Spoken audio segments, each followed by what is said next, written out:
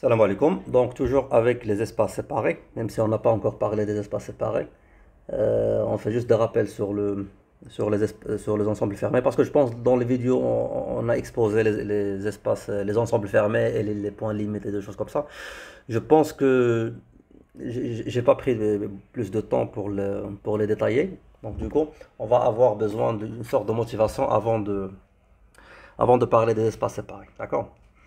Et donc voilà, donc du coup on s'est arrêté sur cet exemple et on a vérifié effectivement que le 0,1 c'est un ensemble qui est bien sûr fermé dans R, mais qui est ouvert dans ce Y, dans la topologie induite sur ce Y, d'accord?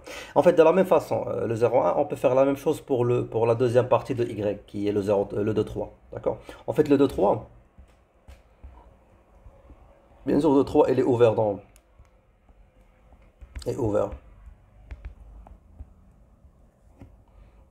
dans R. Et je vais voir est-ce qu'il sera ouvert dans Y. D'accord? Donc on va faire la même chose, c'est que je vais considérer le 2, 3 comme si c'est l'ensemble 0, 1, union 2, 3. Je peux faire l'intersection avec 2, 3 elle-même. D'accord? Pourquoi? Parce que ce truc, ça va nous donner tout simplement le 2, 3. D'accord? Parce que le 0, 1 et 2, 3 ils sont disjoints. Ce qui fait quand je fais l'intersection de 2, 3 avec 0, 1, ce sera l'ensemble vide. Et quand je fais l'union avec le 2-3 avec 2-3, ça sera tout simplement le 2-3. Et donc du coup, je vais avoir l'ensemble lui-même. Et ça, bien sûr, il est ouvert dans R. Ce qui fait, ça sera ouvert dans Y.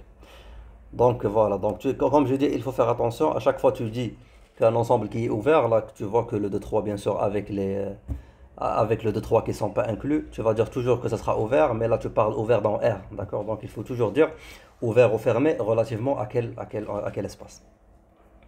Parce que, parce qu'en fait, dans l'analyse, on ne s'intéresse pas à ce genre de truc, parce qu'on ne s'intéresse pas à la topologie induite.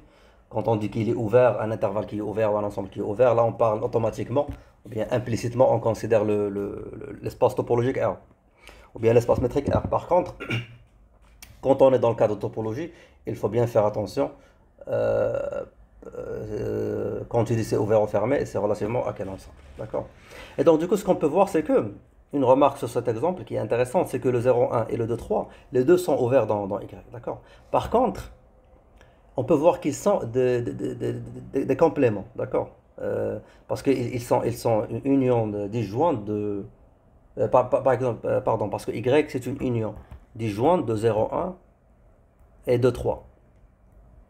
Ceci va impliquer que le 0,1, ce sera le Y moins le 2,3, le complément de 2,3, et en même temps 2,3, ce sera le complément bien sûr de 0,1.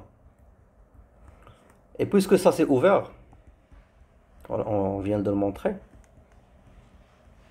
donc ça c'est fermé.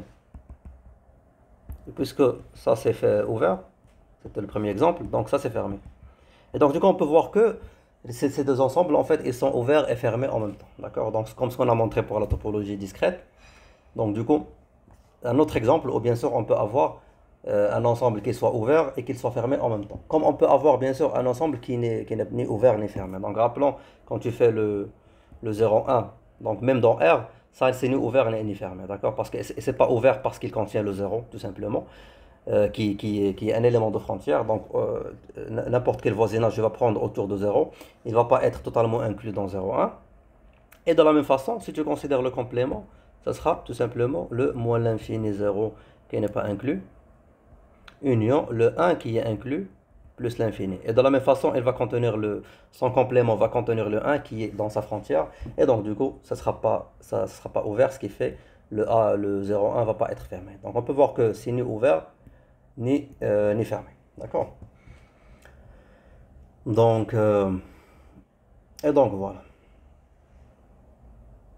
Alors, on a déjà démontré bien sûr que les fermés et cette correspondance entre les ouverts et les fermés, dans le sens que pour chaque ouvert, on associe un fermé, donc chaque ouvert en fait. Pour chaque ouvert, il correspond à un autre fermé, d'accord? Donc, comme on a dit que le complément du fermé, ça sera ouvert, et le complément du ouvert, ça sera fermé. Et donc, du coup, on peut voir que, et on l'a déjà bien sûr démontré, c'est que la définition d'un espace topologique avec laquelle on a commencé, qui se base sur les ensembles, sur les ovaires, donc elle est définie par les ovaires. On peut avoir bien sûr une autre forme, mais avec les fermés. Donc je vais faire juste un rappel de cette forme. Mais bien sûr, je ne vais pas le démontrer parce qu'on l'a déjà démontré. Et d'ailleurs, c'est facile de le démontrer. C'est juste un truc de manipulation des opérations sur des ensembles. Donc en fait, si on a X qui est un espace topologique, donc du coup, on va dire que l'ensemble vide et X sont fermés. Et si on a une famille arbitraire défermée,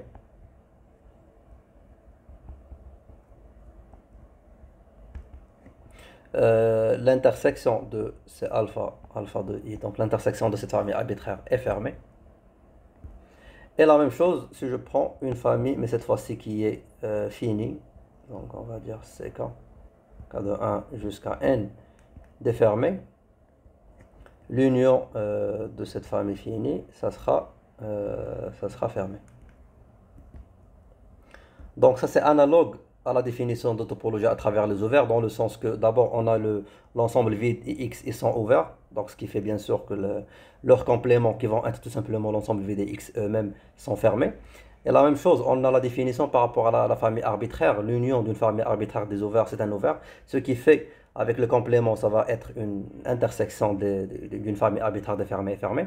Et puis sur le dernier axiome, c'est que on a une famille qui est finie des ovaires, donc leur intersection, ça va être fini. Donc du coup, par le complément, on va avoir l'union finie de leur complément, ce qui fait, ça sera union finie défermée et fermée. D'accord? Donc je ne vais pas le démontrer comme j'ai dit, parce que c'est facile et on l'a déjà fait.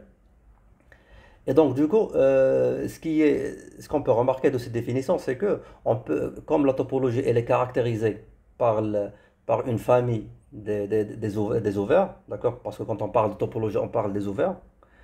On voit bien qu'il peut être aussi caractérisé par des fermés. D'accord? Donc tu peux approcher la topologie avec des ouverts ou bien avec des fermés. Ça sera finalement la même chose. D'accord? Et donc, euh, et donc voilà. Bien sûr, ça va pas forcément être la même famille, ça c'est sûr. D'accord? Ce ne sera pas la même collection. Ça, c'est sûr. Mais ça va caractériser en fait la topologie sur l'ensemble X. D'accord? Et on peut définir bien sûr l'espace topologique. Parce qu'en fait, si on prend au lieu de, si je fais le taux, au lieu de taux qui contient en fait les ouverts, si je fais le taux et il contient les fermés, ça va caractériser la topologie sur X également. D'accord? Donc, en gros, c'est ça. Mais bon, généralement, c'est les ouverts qui nous intéressent. C'est pas la peine de se casser la tête avec créer la topologie à partir des fermés. Mais parfois, c'est plus intéressant. D'accord? Si vous êtes familier pour les gens qui font qui font la géométrie algébrique, au moins la géométrie algébrique classique, ce qu'on appelle la topologie de Zariski, elle est construite à partir des fermés, d'accord? Donc, bien sûr, on va en parler dans la série de géométrie algébrique et on va montrer que cette topologie finalement n'était pas assez suffisante pour faire des choses intéressantes dans la topologie et c'est une des raisons, bien sûr, qu'on a eu la topologie, la géométrie algébrique moderne, ou bien la géométrie algébrique de Grothendieck et de Serre et pour les autres mathématiciens, par exemple, comme Pierre Deligne, qui ont fait évoluer la géométrie algébrique moderne. Donc, on va voir ça, bien sûr, dans une autre série, qui sera dans les cours qui sont, bien sûr, avancés. Et donc, voilà. Donc, qu'est-ce qu'il y a d'autre? Oui, en fait, sur la topologie induite, justement, comme on peut voir sur la topologie induite, euh, on a dit que, rappelons que si X, bien sûr, est un espace topologique, et Y, c'est un sous-espace topologique, on dit que sous-espace topologique avec la topologie induite, tau Y, qui est construite de Y intersecte U avec U qui est dans tau X.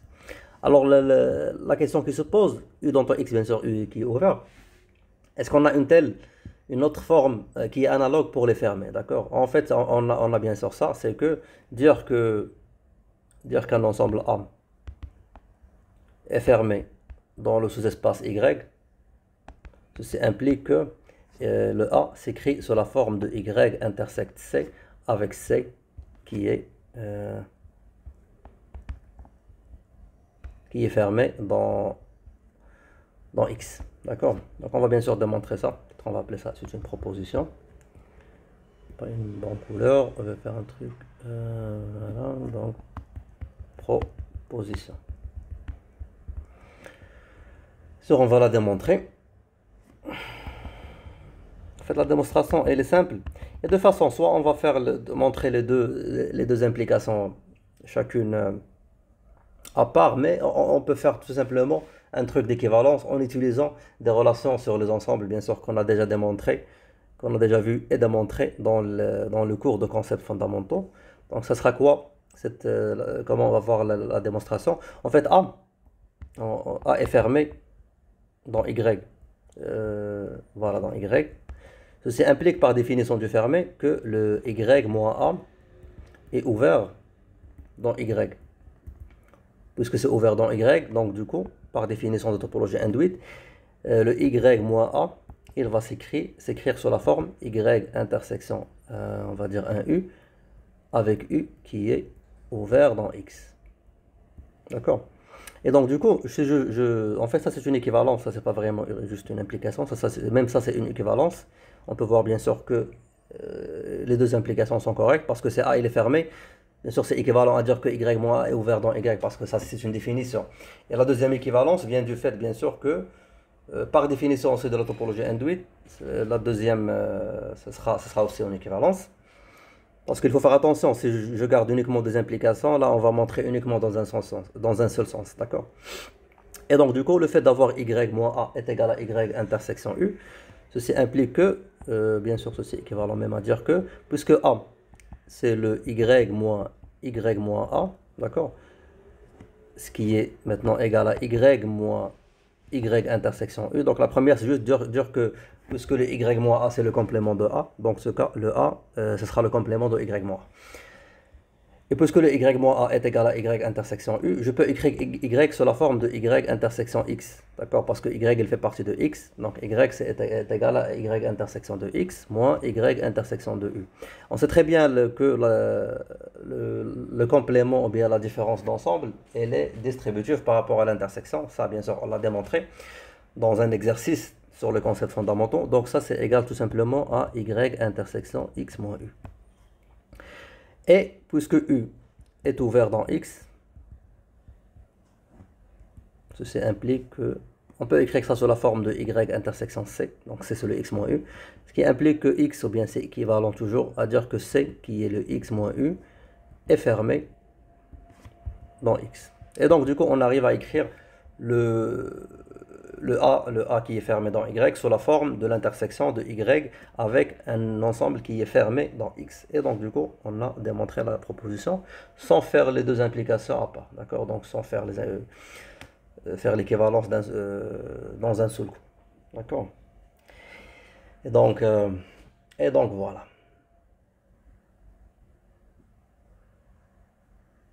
Alors on a démontré un truc par rapport aux ouverts qui sera intéressant de le démontrer. En fait, c'est un truc qui est très simple à le voir. C'est que rappelons qu'on a fait une sorte d'une proposition dans la topologie induite. C'est qu'on a dit que avoir un ensemble qui est ouvert dans Y, ça ne va pas impliquer qu'il soit ouvert dans X. D'accord? On a dit que ça c'est possible uniquement si Y c'était ouvert dans X aussi. D'accord? Donc ce sera la même chose pour les fermer. Je vais faire la proposition. Que, on va dire un U qui est dans ton Y et Y dans ton X, ça juste pour faire, pour simplifier, je ne vais pas dire à chaque fois ouvert dans, donc j'écris directement. Bien entendu, ça c'est la topologie de X, ça c'est la topologie induite, bien sûr, bien la topologie sous-espace. Donc U est dans ton Y, c'est-à-dire que U est ouvert dans Y, et Y, il fait partie de ton X, c'est-à-dire que Y est ouvert dans X, ceci implique bien sûr que le U elle est ouvert elle est dans X, voilà, donc lui, elle est ouvert dans X. Donc du coup, on veut avoir un truc assez similaire pour les fermer, ce qui fait, on va dire que U, ou bien A, est fermé dans X, Y est fermé dans X, pardon, A est fermé dans Y, je m'excuse, Y est fermé dans X, ceci implique que A est fermé dans X, d'accord? Donc, en fait, la démonstration, elle est évidente, donc c'est dans une seule ligne. On va faire ça dans la vidéo prochaine parce que je pense pas on va avoir le temps, donc on se voit dans la vidéo prochaine, Inch'Allah.